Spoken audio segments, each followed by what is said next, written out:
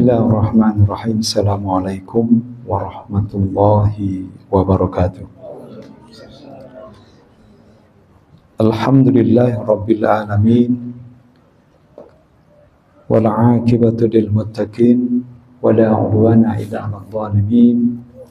Asyhadu an la ilaha illallah wahdahu la syarika lah wa asyhadu anna Muhammadan 'abduhu wa rasuluhu la nabiyya ba'da. Allahumma salli wa sallim ala sayyidina Muhammadin wa ala alihi wa ashabihi wa qarabatihi ajma'in wa ba'd.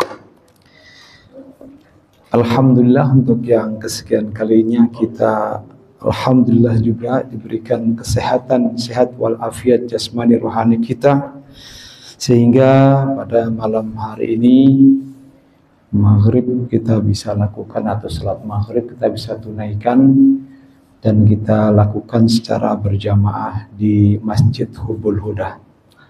Tentunya semoga Allah senantiasa terus menerus untuk bisa memberikan kemampuan kepada kita agar bisa mempertahankan keimanan, keislaman dan ketakwaan kita kepada Allah Subhanahu wa taala, dan dalam keadaan sehat walafiat.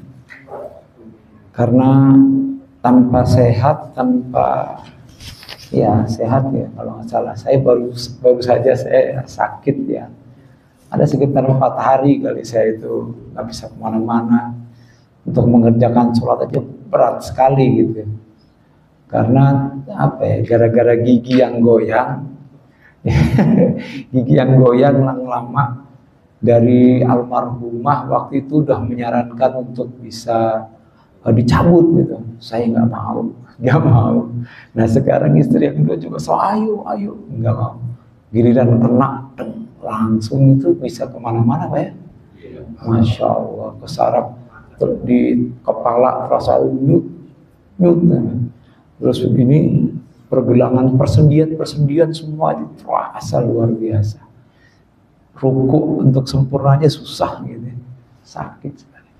Alhamdulillah juga ini sudah bangkit lah ibaratnya dari sakit kemarin ini ya. Alhamdulillah.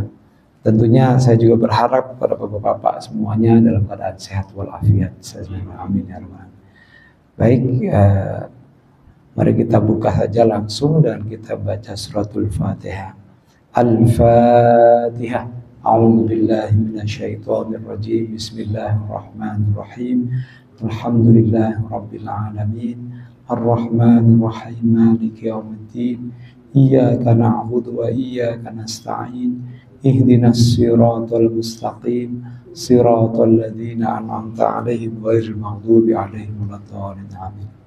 Semoga dengan keberkahan suratul Fatihah Allah senantiasa terus tetap menetapkan keimanan, keislaman, ketakwaan kita kepada Allah Subhanahu wa taala, dan diberikan kesehatan oleh Allah Subhanahu wa taala untuk bisa menjalankan ibadah dengan sebaik-baiknya, menjauhi larangannya juga, dan juga kita doakan untuk anak-anak dan cucu kita menjadi anak-anak cucu yang soleh dan soleha, berbakti kepada Allah, kepada Rasulnya, kepada kedua orang tua, dan kelak menjadi anak yang bermanfaat dan berguna. Amin, amin ya rabbal alamin. Masih tentang sholat rawatib ya, sholat sunnah yang mengiringi sholat fardu, baik itu sebelum maupun sesudah. Sebelum disebut dengan qabliyah, sesudah dengan ba'diyah, kita sudah mengetahuinya. Namun rawatib itu juga kita sudah tahu, ada yang muakkadah, ada yang ghairu muakkadah.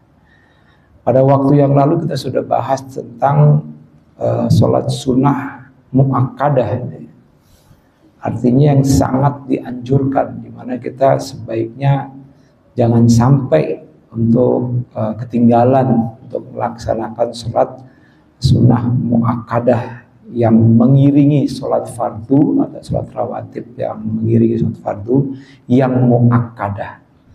Saya ulangi sekali lagi, jadi ada yang madhab Syafi'iyah itu berpendapat 10 ya, ada hanya 10 ya, 10 rakaat saja.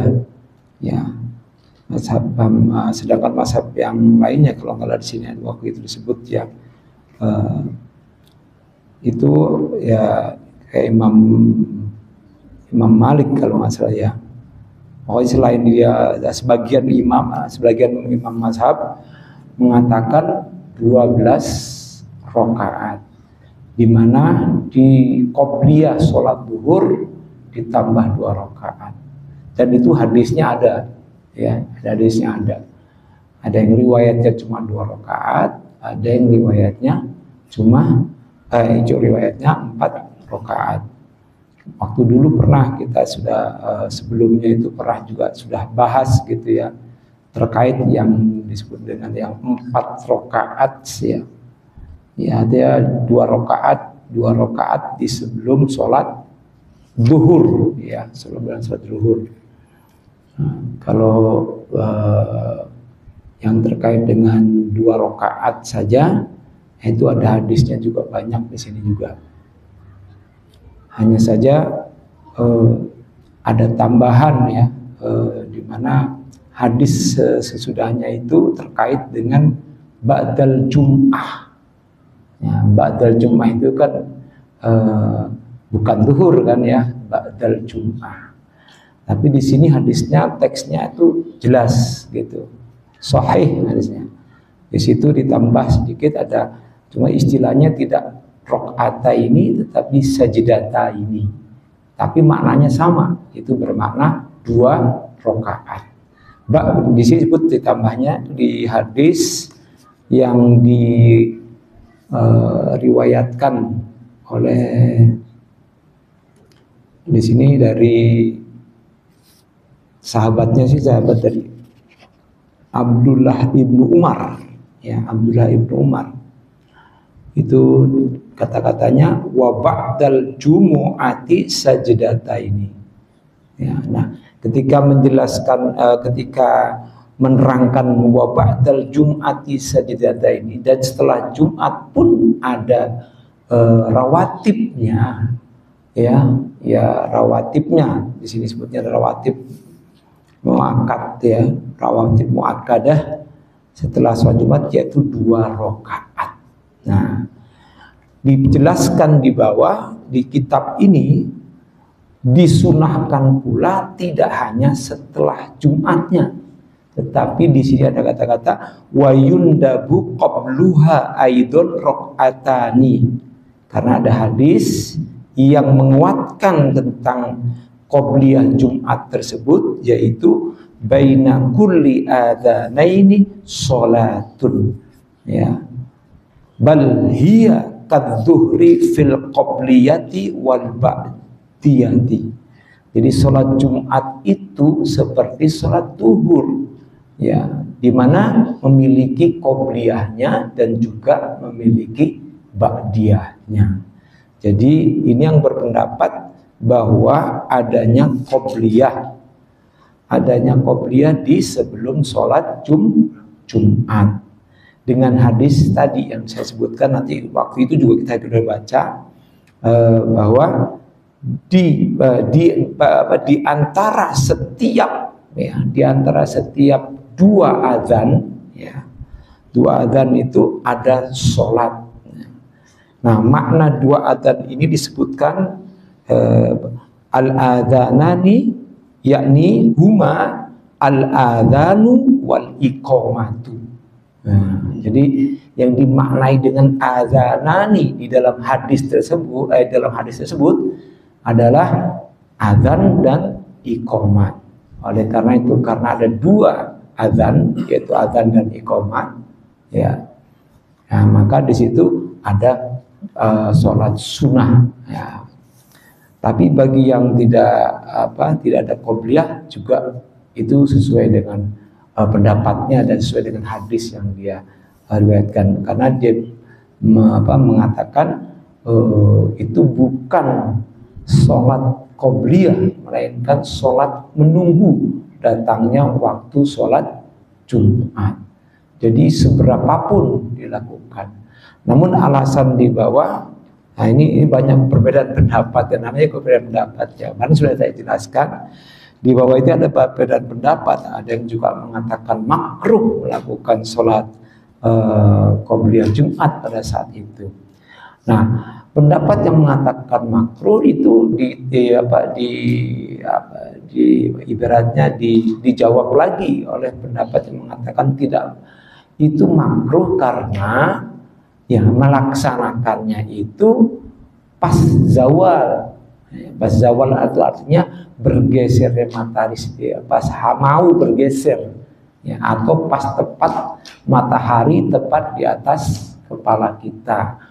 Nah itu sesuatu di mana kita dimakruhkan melakukan sholat sunnah katanya di situ. Tapi kita kan melakukannya setelah azan, waktunya setelah azan.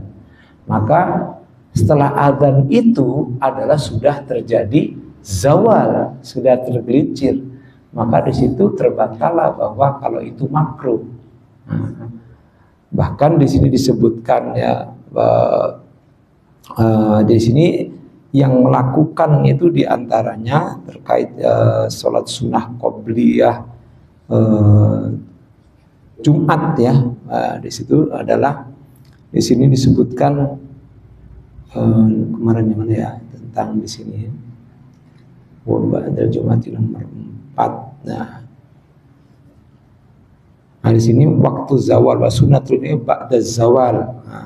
Sedangkan sholat sunnah qobliyah Jumat itu setelah zawal ya.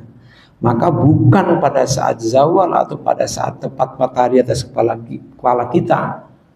Nah, maka yang berpendapat itu hal yang makruh itu terbantahkan oleh pendapat ini. Nah, di sini disebutkan wal haqqu aula bil ittiba. Maka yang terbaik adalah kita mengikutinya, ittiba ya. Ini kan pendapat yang mengatakan bahwa qobliyah Jumat itu ada. Baik. Bahkan di sini dikuatkan ya, kalau nggak salah ya, karena dikuatkan oleh Imam Asy-Syaukani dalam kitabnya An-Nail ya. Nah ini pendapatnya Imam Syafi'i tentang qobliyah Jum'ah. Ya itu kalau kita sempat ya.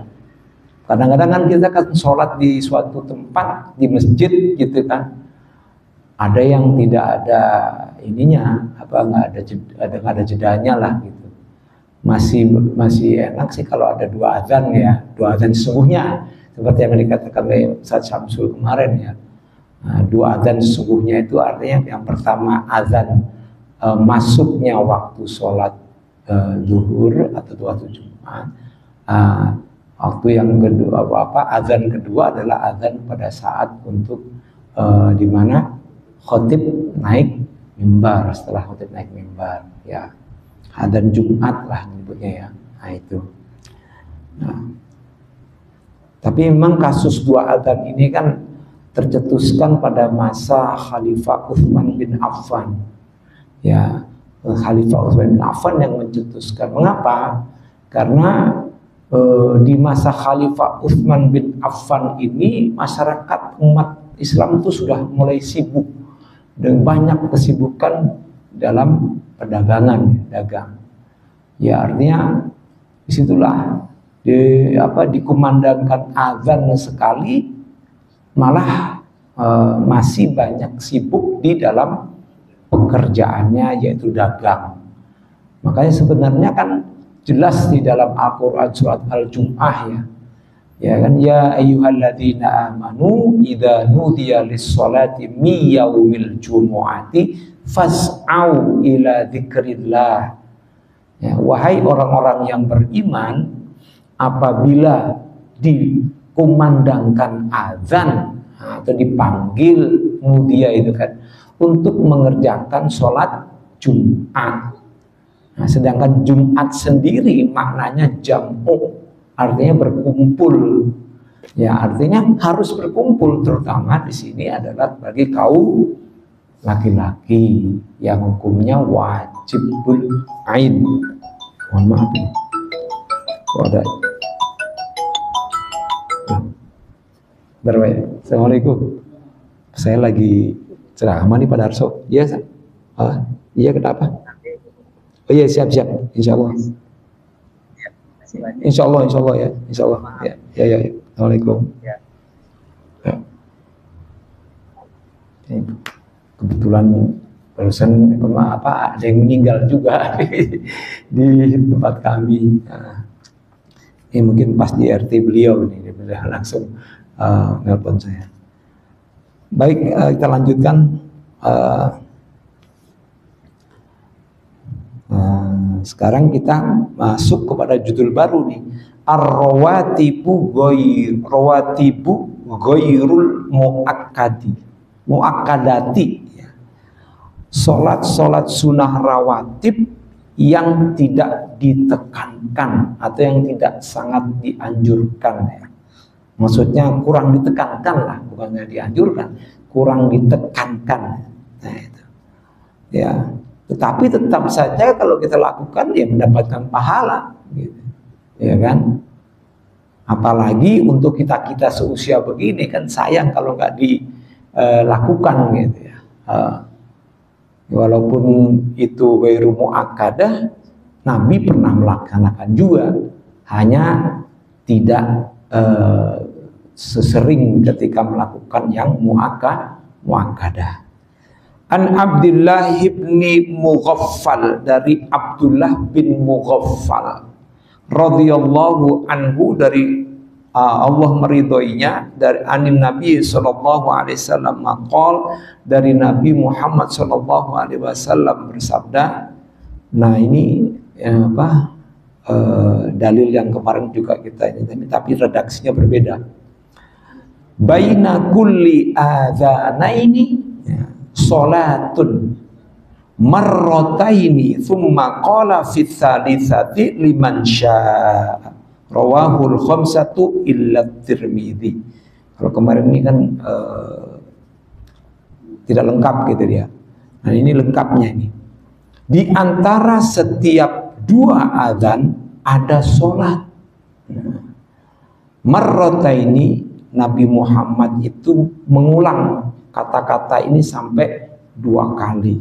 Jadi sampai mengulang baina kulli adzanaini sholatun. Diulang 2 kali berarti ya.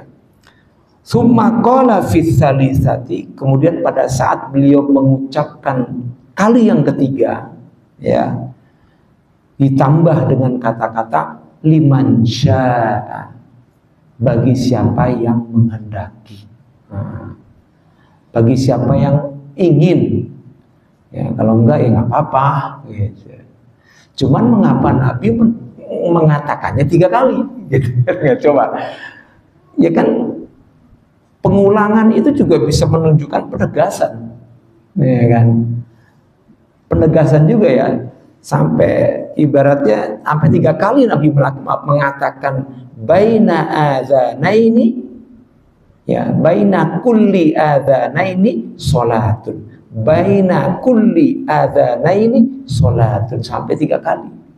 Baru di yang ketiganya Nabi menambah liman syaa, bagi siapa yang mau gitu, bagi siapa yang menghendakinya. Nah ini coba kita lihat pembahasannya di bawah.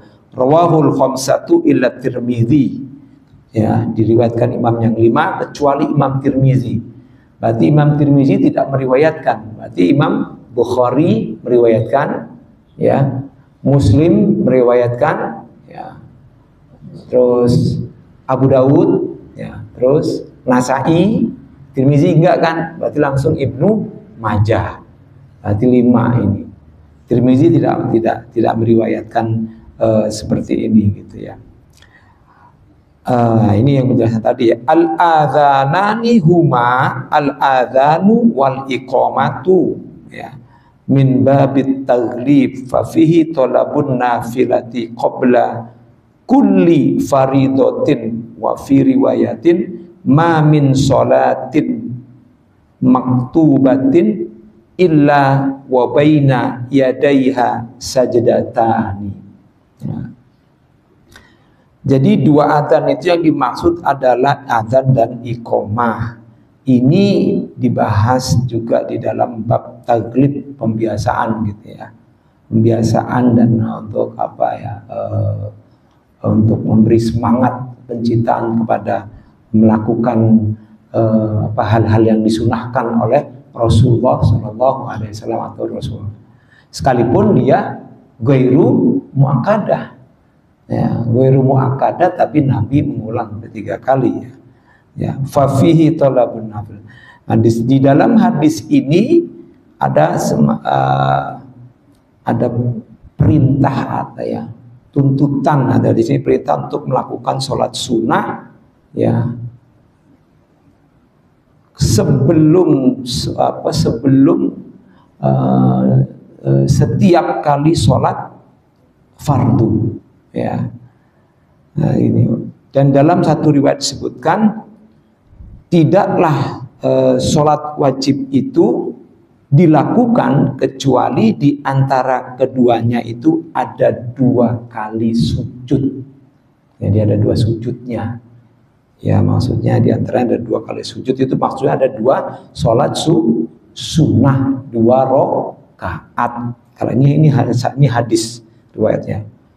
Wa qauluhu liman syaa, sedangkan kata Rasulullah yang mengatakan liman syaa, ya, kata-kata Rasulullah liman syaa, bagi siapa yang menghendakinya, isyaratun ila annaha ghairu muakkadatin, sebagai isyarat atau menunjukkan bahwa sholat sunnah itu ghairu muakkadah, tidak ditekankan, tidak sangat dianjurkan, tidak ditekankan. Wa ta'akkadat sunnatul fajri wa qabliyatudz zuhri bima sabaq. Sedangkan sholat sunnah fajar dan qobliyah zuhur itu ditekankan ya, tidak seperti sholat qobliyah subuh dan qobliyah zuhur yang sangat ditekankan oleh Rasulullah Shallallahu Alaihi Wasallam, di mana Rasulullah tidak pernah meninggalkan qobliyah subuh dan juga qobliyah zuhurnya. Nah itu, ini hanya menegaskan ya, membedakan antara muakkadah dengan ghairu muakkadah. Nah, baik, barangkali ada yang mau ingin menambahkan atau bertanya tentang ghairu muakkadah. Saya kira udah pada jelas ya. Ini hanya saya mau menyampaikan hadisnya aja, sehingga kita tambah kuatlah ibaratnya apa yang kita lakukan ini, gitu ya. Fadhal Ustaz Samsul. Mungkin bisa dipertegas, kalau yang kemarin itu kan sholat sunnah yang muakkadah. Iya. Nah, yang termasuk dari ghairu muakkadah itu yang mana saja di antara yang mengiringi sholat-sholat makruh? Nah, di sini nanti kita akan sebutkan sini. Saya sesuai dengan hadisnya aja deh ya. Ya. Sedikit-sedikit aja nih ya. Oke, kita lanjutkan ke hadis berikutnya. Ini udah selesai tadi itu penjelasannya. Baik, hadis selanjutnya an Abdullah ibnil Muzanni radhiyallahu anhu. Ani Nabi sallallahu alaihi wasallam qala sallu qabla salatil maghribi qala fis salisati liman syaa karahiyata ayyattakhidahan nasu sunnatan. Ada satu hadis yang pertama ini ya, yang ghairu muakkadah ya. Yang pertama, sholatlah kamu sebelum sholat maghrib. Ya, ini qobliyah maghrib. Nah, itu termasuk ghairu muakkad. 9 di sini ada rakaataini kalafdi Abi Dawud al-qailu sallu qoblal maghribi rakaataini. Salatlah kalian sebelum maghrib itu 2 rakaat. Wa qauluhu karahiyata ayyattakhidahan nasu sunnata, ayyattakhidahan nasa sunnatan ay tariqatan lazimatan. Dan pada saat Nabi mengatakan untuk yang ketiga yang ketiga kalinya, kan Rasul mengulangi sampai 3 kali ini. Ada kata liman sya'a. Ya. Liman sya'a karahiyata ayyatakhidahan nasu sunnatan. Bagi siapa yang menghendakinya. Nah, karahiyata di sini maksudnya Nabi khawatir akan orang-orang itu menjadikan ketetapan yang pasti gitu. Nah, oleh karena itulah di sini ulama menghukuminya sebagai sholat yang tidak ditekankan. Dari teks hadis ini, ketika ada kata liman sya'a, nah di situ ada menunjukkan itu adalah ghairu muakkadah. Dari kata-kata teks liman sya'a, ya, yang tadi juga ada kata-kata liman sya'a, ya, baina kulli adzanain sholatu marratan. Jadi selain daripada yang 12 rakaat, ya kan, 12 rakaat itu kan mulai dari subuh 2 rakaat, sebelum subuh 2 rakaat, terus kemudian sebelum zuhur 2 rakaat, juga ada yang mengatakan 4 rakaat, ba'da zuhur 2 rakaat, ya. Setelah zuhur itu ghairu muakkad, ya, setelah zuhur itu ghairu muakkadah. Kemudian sebelum asar 2 rakaatnya juga itu masih dianggap ghairu muakkadah. Nah, kemudian sebelum maghrib 2 rakaat. Nah, kemudian sebelum isya 2 rakaat. Nah, itu. Kemudian ada lagi yang lebih dari 2 rakaat. Nanti kita tergantung bagaimana, nanti ada hadis yang kan ada perbedaan pendapat. Itu minimalnya 2 rakaat. Karena dari mana 2 rakaat itu? Karena dari hadis yang secara umum tadi yang pertama. Yang pertama kan hadisnya cuma bunyinya begini. Baina kulli adzanaini sholatun marrataini tsumma qala fi salisati liman syaa. Pokoknya setiap ada 2 adzan, sholat yang ada 2 adzannya, mungkin bisa dikatakan seperti itu ya. Sholat yang ada di antara 2 adzan, bisa juga di antara ada 2 adzannya. Boleh jadi dimaknai seperti itu, sehingga sekalipun tidak, kan kita mengerti yang muakkad. Nah, kalau ini tidak ditekankan ya berarti ghairu muakkad gitu. Baik itu dilakukan setelah, seperti kayak zuhur gitu kan.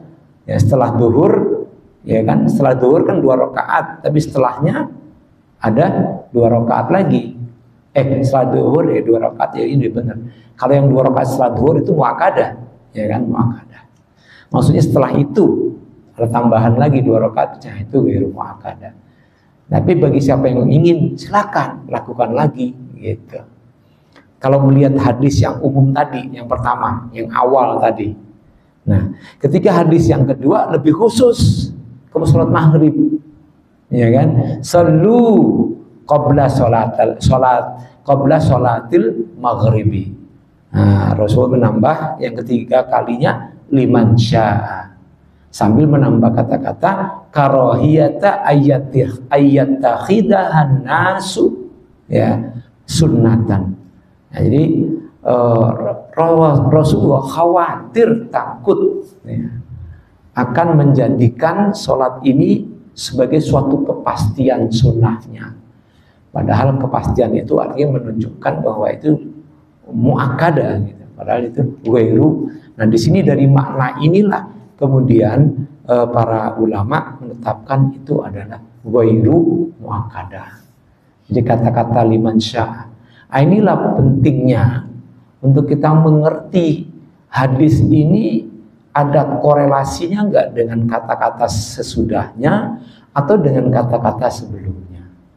Nah, biasanya ketika ada kata-kata sebelumnya, ya, maka ada kata-kata sesudahnya misalnya, dan kata-kata itu menunjukkan semacam kayak silakan yang mau melakukan silakan, yang enggak ya nggak apa-apa.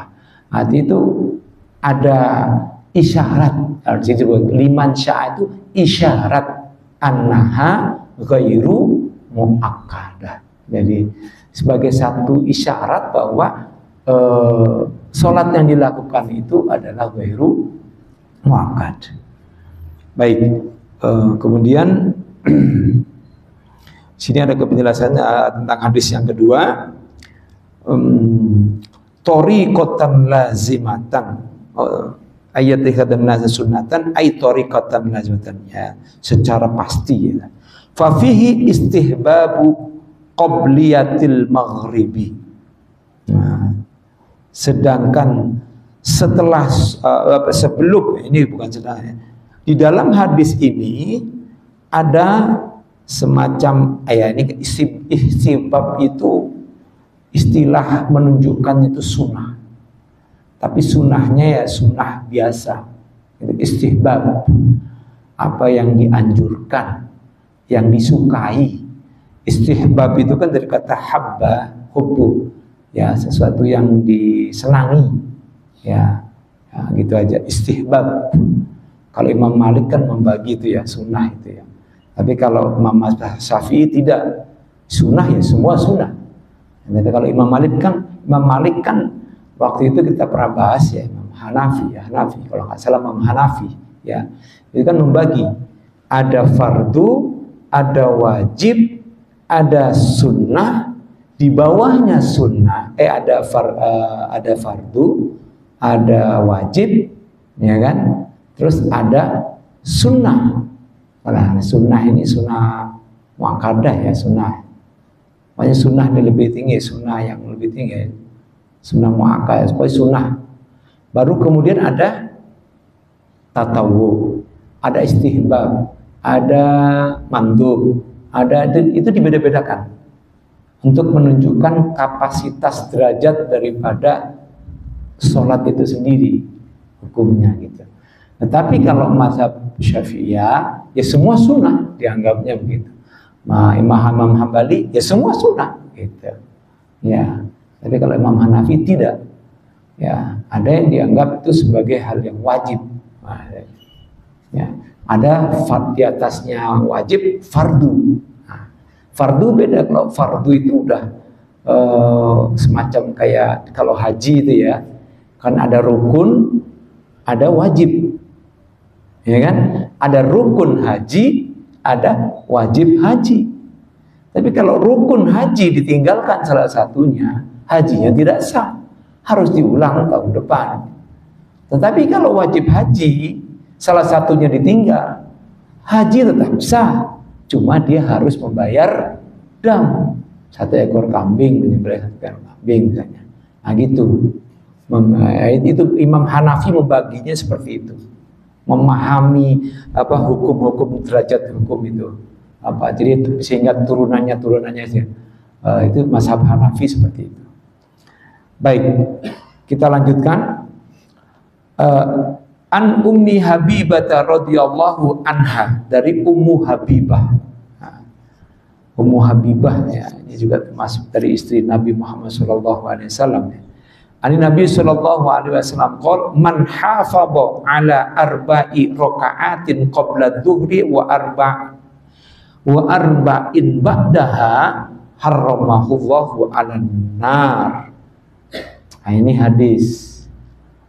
Sedangkan ini disebutkan barang siapa yang memelihara, menjaga ya, hafadha pakai alif ya. Padahal kalau alifnya dihilangin, hafadha yahfadhu artinya menjaga.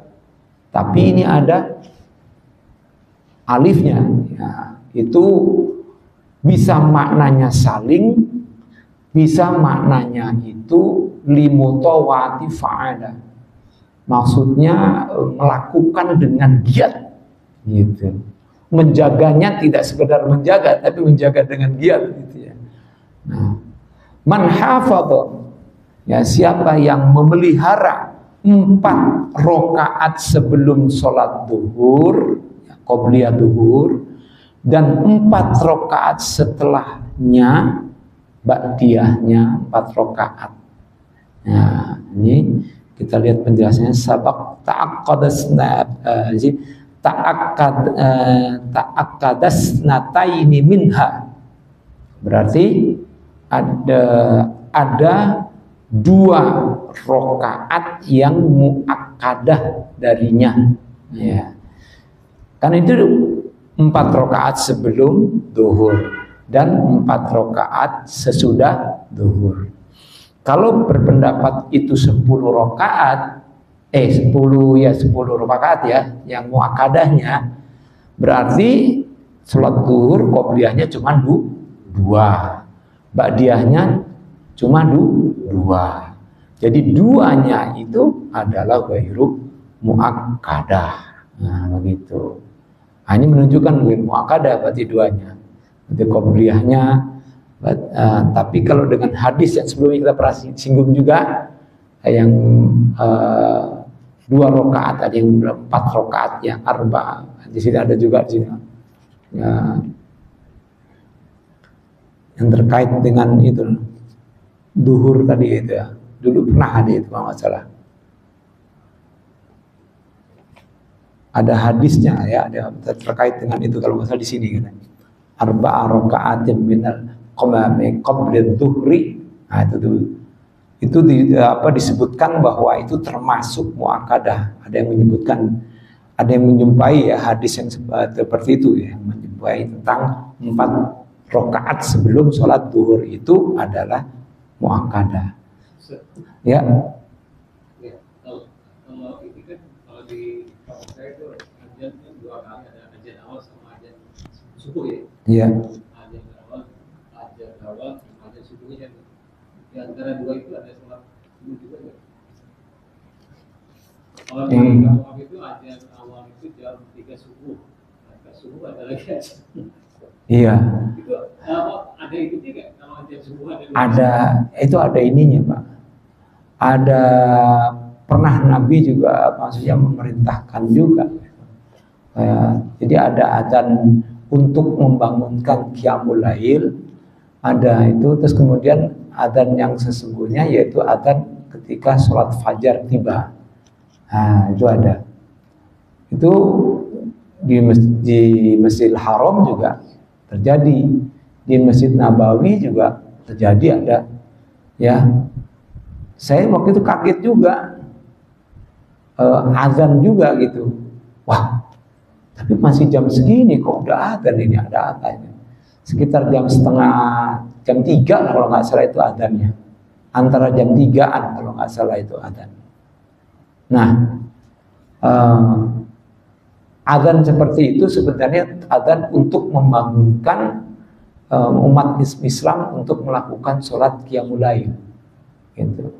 Membangunkan sholat qiyamul lail. Bisa juga ya, namanya azan itu kan fungsinya memang awalnya untuk mengumandangkan ya, untuk memanggil orang melakukan sholat kan ya. Tetapi kan azan tidak hanya itu juga, mengingatkan orang juga, ya, mengingatkan untuk melakukan sholat qiyamul lail. Bisa juga untuk azan itu ya ketika kita mau memasuki rumah baru, kita azanin setiap tempat, ya kan boleh juga. Itu ada juga itu ajarannya, ada ininya juga, ada sandarannya itu. Jadi mengazankan suatu tempat yang jarang ditempatin orang gitu ya. Makanya disunahkan untuk adzan gitu. Ketika kita dalam posisi sendirian pun, nanti kita waktu membahas tentang azan nanti ada tuh ya. Boleh juga nanti kita bahas tentang azan lagi. Ya, ada juga di mana kita memang disunahkan untuk azan sendiri, gitu. Disunahkan untuk azan sendiri. Tapi azan itu juga bisa arti memanggil. Nabi Ibrahim dulu juga disuruh azan, memanggil umat manusia di Jabal Qubais. Pernah kan? Yaitu bunyinya kan wa'adzin fin nasi bil haji ya'tuka rijal. Surat Al-Hajj ayat 27 kan? Wa adzin itu artinya dan azanlah, kumandangkanlah, panggil. Nah disitulah kemudian sebagian umat Islam ada yang masih mengamalkan itu. Mau berangkat haji diazanin. Nah, berdasarkan itu ya ada yang wah itu tidak disyariatkan. Itu ya mereka akan berdasarkan ayat itu, ada ayatnya wa adzin fin nasi bil haji, ya kan? Ya juga kan, dan adzankan ya manusia untuk pergi haji. Ya. Jadi mau pergi haji ya diazanin gitu. Maka dari berdasarkan ayat itu yaitu surat Al-Hajj ayat 27. Jadi jangan aneh, ngapain tuh diazanin mau berangkat haji? Nah, ya ada yang kayak gitu kan di tempat kita. Kalau di sana mah enggak ada. Nah, yang di sana enggak ada. Saya memang pemahaman terhadap arti dari adzin itu. Betul. Karena adzana yu'adzinu maknanya banyak. Adzanan bisa juga artinya memberi izin. Ya kan? Memberi izin bisa. Ya. Bi'izni rabbihim min kulli amr. Salamun hiya izin. Ya kan? Dengan izin Tuhan mereka. Ya kan? Izin. Adzana bisa juga artinya memberi izin. Adzana bisa artinya memanggil. Adzana bisa juga azin bisa artinya kumandangkanlah azan. Boleh. Wa azin, azin. Ya, kita kalau memerintahkan bisa dalam bahasa Arab nih. Anak azin ya akhi. Dia langsung azan Allah ya kan gitu. Nah, begitulah. Ada yang memaknai ayat tadi azankan kalau orang mau pergi haji. Nah, gitu Pak. Jadi gitu Pak. Jadi sesuai dengan.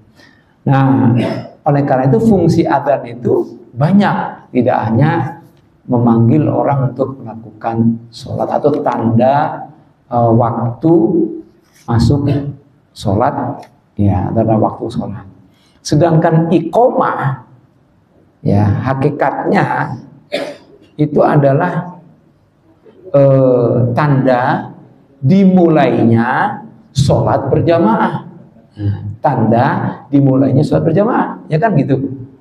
Ya, sebenarnya memanggil juga, memanggil para jamaah untuk kumpul, meluruskan shafnya untuk melakukan sholat berjamaah. Gitu. Baik, gimana Pak Haji? Ya, kalau yang ke kampung saya itu orang misalnya ada tamu, kampung saya itu kaget pada aja. Oh iya, hampir semua ada kawan-kawan saya juga kaget saya, ya gitu. Waktu saya pernah menginap juga di puncak, daerah puncak, di puncak nih, pokoknya daerah puncak gitu ya. Itu juga terjadi di puncak itu. Jam 2 udah ada yang jam 3, setengah 3. Jam 3. Oh, wah, udah subuh nih, belum gitu jamnya sekarang gitu. Nah, gitu. Itu hanya azan untuk membangunkan kita melakukan sholat tahajud. Mengapa? Sebegitu pentingnya sholat tahajud itu jangan sampai dihilangkan sholat tahajud itu. Karena sholat sunnah yang disebutkan secara gamblang di dalam Al-Quran ya cuma sholat tahajud. Coba sholat sunnah apa lagi di dalam Al-Quran? Tahajud. Bahkan suratnya itu kan lengkap tuh ya tentang Al-Muzammil. Itu kan tahajud itu. Ya ayyuhal muzammil. Ya, wahai orang yang berselimut.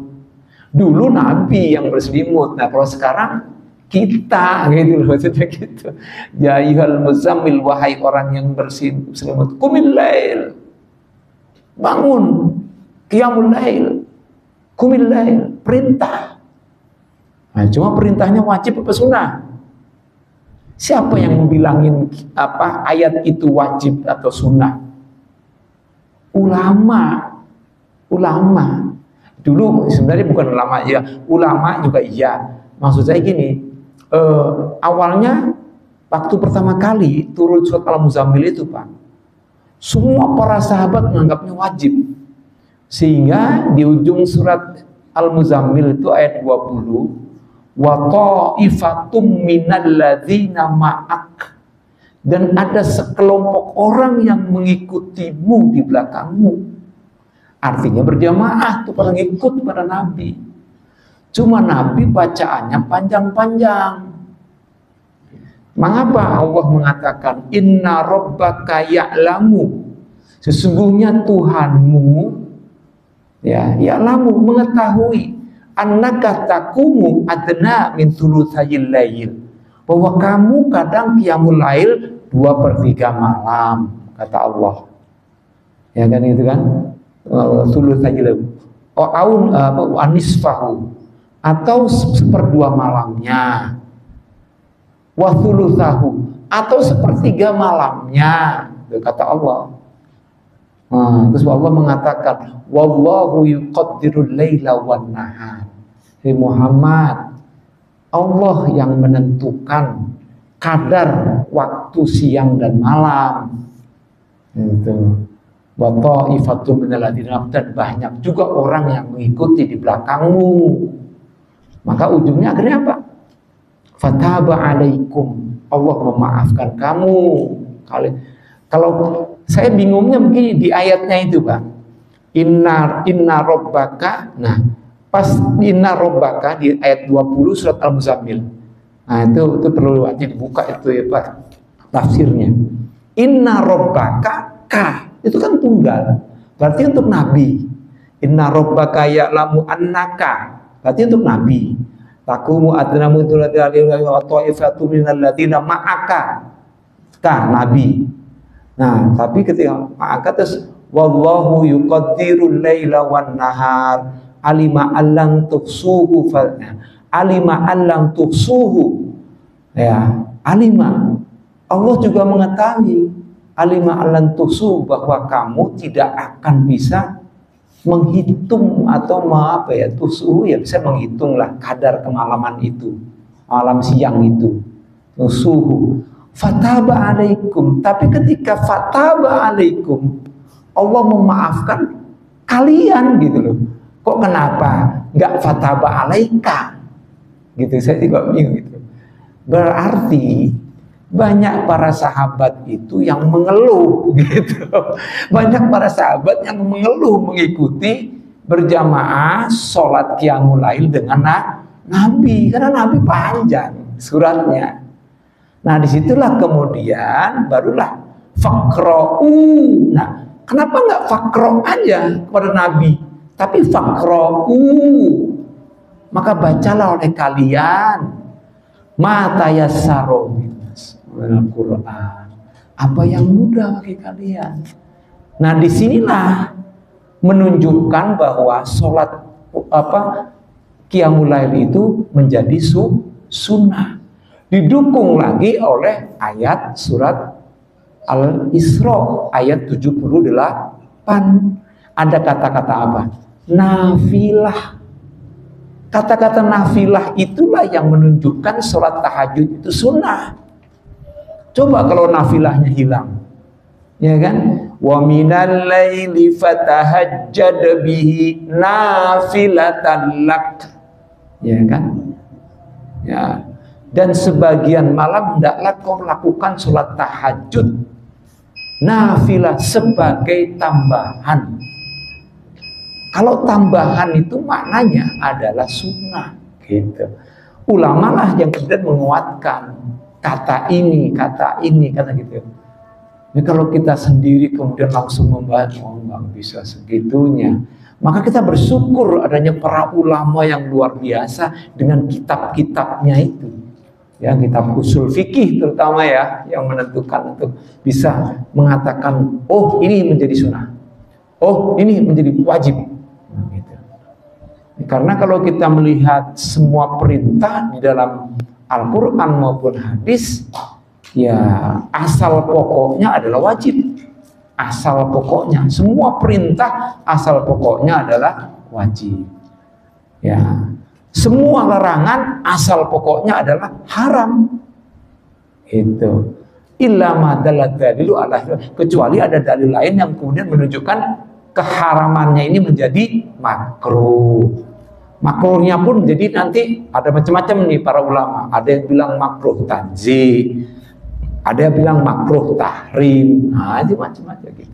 Nah, itulah pentingnya kita bersandarkan kepada para ulama yang sudah membahasnya. Saya kira untuk sementara seperti itu kali Pak ya. Kurang lebihnya mohon maaf kalau ada yang salah itu dari diri saya yang dhaif ini. Billahi sabil haq wal afu minkum. Wassalamualaikum warahmatullahi wabarakatuh.